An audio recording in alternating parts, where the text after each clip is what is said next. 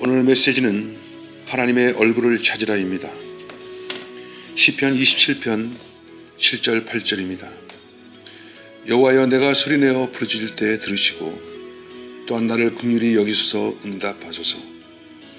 너희는 내 얼굴을 찾으라 하실 때 내가 마음으로 주께 말하되 여호와여, 내가 주의 얼굴을 찾으리다 하였나이다. 8절이 제 메시지의 주제입니다. 너희는 내 얼굴을 찾으라 하실 때 내가 마음으로 주께 말하되 여호와여, 내가 주의 얼굴을 찾으리다 하였나이다. 이 말씀을 축복하시고 기름 부어 주옵소서. 마음을 열고 이 말씀을 받을 수 있도록 해주십시오. 주님의 이름으로 기도했습니다.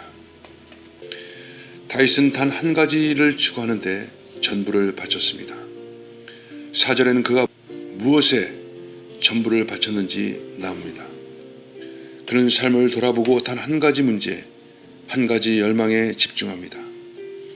자신의 미래에서 이보다 더 원하는 것은 없고 그의 삶에서 이보다 더 원하는 것도 없습니다. 누군가에게 생애 한 가지 목적, 생애 한 가지 열정이 무엇인가 질문했을 때 이런 대답을 한다는 것은 놀라운 일입니다. 유럽의 한 선교사가 제게 기도를 부탁했습니다. 제가 무엇을 기도해 드릴까요? 저는 천만인의 영혼을 주님께로 돌이키고 싶습니다. 멋진 생각이지만 다윗이 가진 소원은 그런 것이 아니었습니다. 당신이 남은 생에 성취하기 위하여 추구해야 될 한 가지 목적은 무엇입니까? 내가 여호와께 바라는 한 가지 일, 그것을 구하리니 곧 내가 내 평생에 여호와의 집에 살면서 여호와의 아름다움을 바라보며 그의 성전에서 사모하는 그것이라. 그는 왕자와 소명을 버리고 하나님의 집인 성전으로 옮겨 살겠다는 말을 하려는 것이 아닙니다.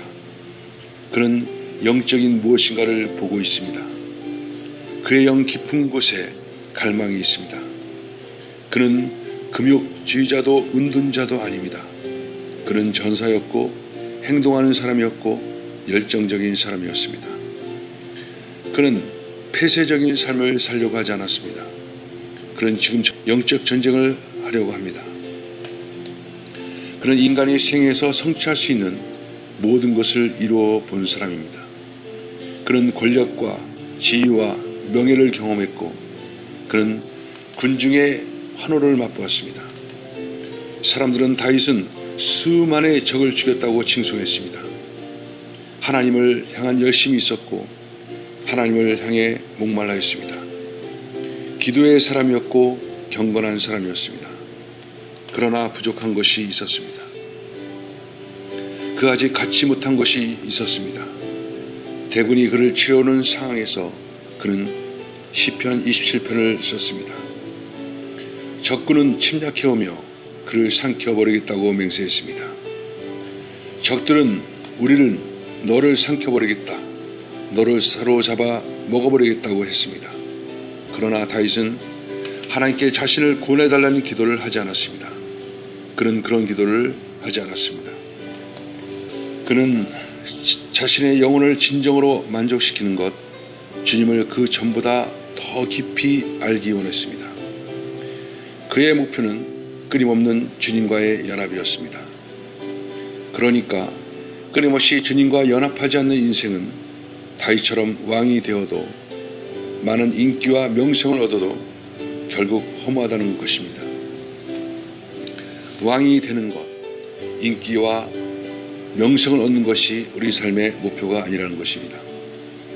그는 하나님의 집으로 옮겨 사는 것이 불가능하다는 것을 알고 있었지만 주의 장막이란 하나님의 임재가 있는 곳이며 기도의 집이라는 사실도 알았습니다.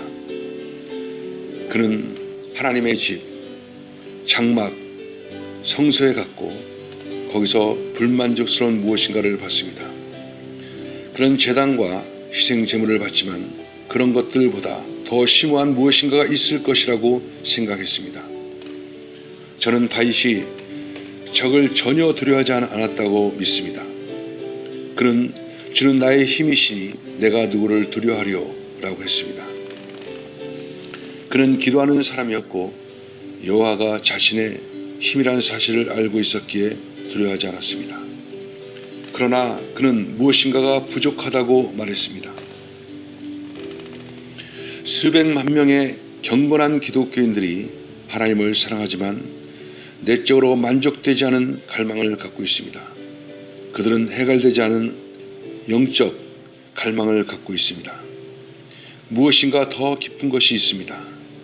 하나님의 아름다움, 영광, 열정 등 남은 생을 다 바쳐 추구할 가치가 있는 것이 있다는 것을 알고 있습니다. 그것이 저 윌커슨의 유일한 목적이며 유일한 야망입니다. 제 목표는 단 한 가지로 좁혀집니다. 저는 완전한 주님과의 연합이 어떤 것인지 알기 원하며 주님을 언제든지 부를 수 있고 제 삶이 기도가 되는 것이 제 목표입니다. 그래서 다윗은 주님의 집에 머물고 싶어 했습니다. 저는 끊임없이 기도하고 싶습니다. 제 삶 자체가 기도가 되길 원합니다. 저는 승리도 알고 승리를 위해서 기도도 해왔고 하나님의 손도 경험했지만 제가 경험한 이 모든 기름 부음과 구원의 경험에도 불구하고 다윗은 견고한 것, 흔들리지 않는 것, 방해받지 않는 하나님과의 동행, 그가 아직 경험해보지 못한 것을 원하고 있습니다. 다윗은 제가 믿기로는 하나님이 집에 있는 죽은 의식들과 세레머니들에 지쳤습니다. 그들은 어린 양에 대해 말하지만 다윗은 그 양이 누구인지 알기 원했습니다. 타오르는 성전 등불의 의미와 제단에 비춰진 불들이 무엇이며 그 뒤에 진정한 실체를 보기를 원했습니다. 다윗은 하나님의 집에 들어갈 때 이렇게 간구했고 하나님의 집을 사랑했습니다. 하나님의 집이 죽었기에 사람들은 우상을 숭배합니다. 성전의 생명이었기 때문입니다. 제사장이 와서 하나님의 말씀을 전해도 그것들은 죽은 문자이며 제사장들이 선포해도 그것은 단순히 지식으로 생명은 없었습니다. 수만 명이 전 세계에서 제게 보내는 편지에서 그들이 털어놓는 가장 큰 고민은 자신이 다니는 교회가 죽어 있다는 것입니다. 한 젊은 여인은 설교를 들어보면 그저 연구해서 만든 것인지 기도를 통해 받은 것인지 척 알 수 있다고 했습니다. 가장 엄하게 성경적인 메시지조차도 기도로 준비되지 않았다면 설교가 마른 풀 같을 수 있고 성도들은 그런 사실을 느낍니다. 다윗은 무엇인가 상실되었고 열정이 부족하다는 것을 알았습니다. 그런 것은 죽음이고 그래서 다윗은 하나님의 집에서 낙담합니다. 그러나 다윗은 결단했습니다. 나는 남은 삶을 이렇게 만족스럽지 않은 영적인 상태로 살지 않겠다. 더 깊은 것이 나를 부르고 있다. 내가 아직 얻지 못한 것이 있다. 나는 내 삶에서의 목표, 열망, 소원을 정했다. 그것은 주님의 임재 가운데 머물러 그분을 구하는 것이다. 다시 말해 나는 주님이 누구이신지 알며 그분의 얼굴을 보기 원한다. 그래서 다윗은 집으로 돌아가 하나님의 집, 장막이 기도의 집이라면 내 집을 기도의 집으로 만들고 하나님을 만날 때까지 찾겠다라고 결단했습니다.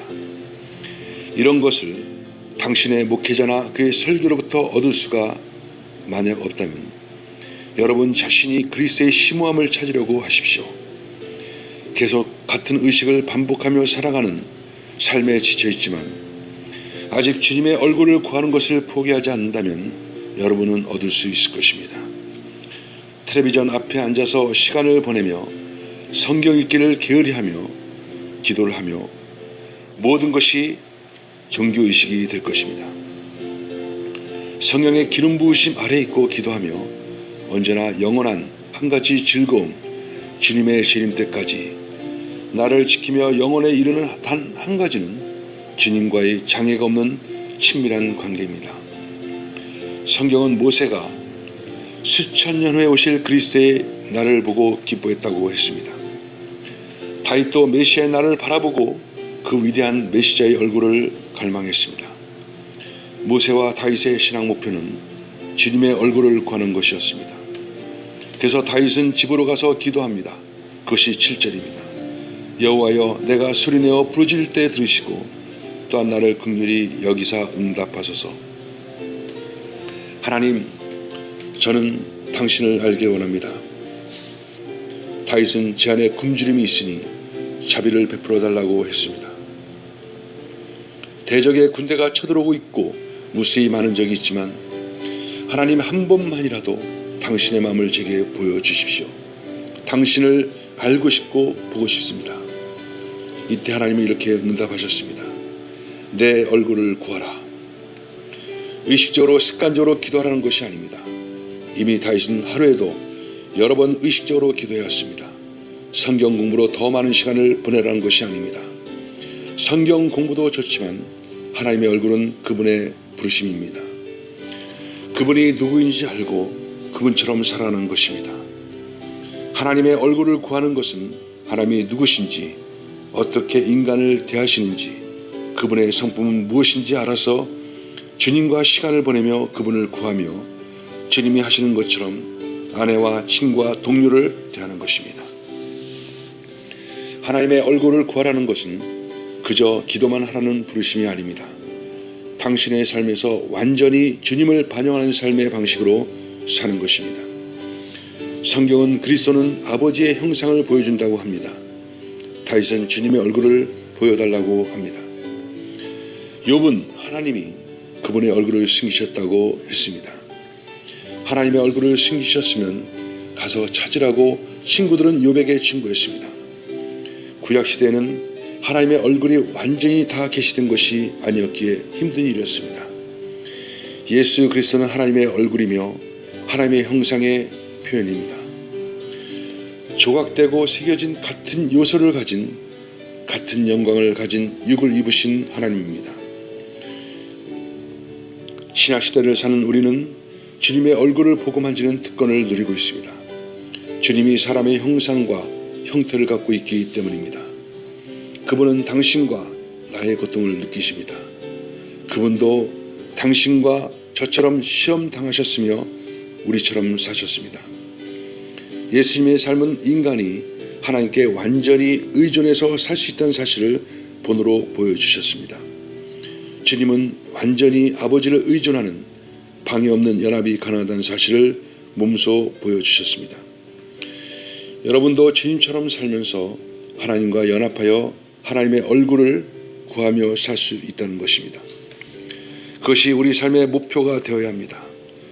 천만인의 영혼을 구하는 것도 대단히 소중한 일이지만 그 어떤 업적이 아니라 우리가 주님의 얼굴을 구하며 살다 보면 천만인의 영혼을 구하는 일은 또는 왕이 되어서 다스리는 일은 부차적으로 따라오는 것입니다.